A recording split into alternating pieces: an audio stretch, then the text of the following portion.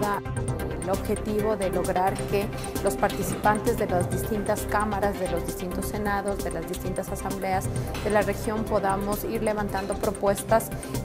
tanto de reforma legal como iniciativas legislativas que nos permitan lograr esta participación de los jóvenes que vaya en aumento. Si bien la región es una región joven, la mayoría de los países tienen una importante población juvenil, nos damos cuenta que lastimosamente la participación política sigue siendo una participación rezagada, por lo tanto, estos mecanismos de acción afirmativa se vuelven urgentes.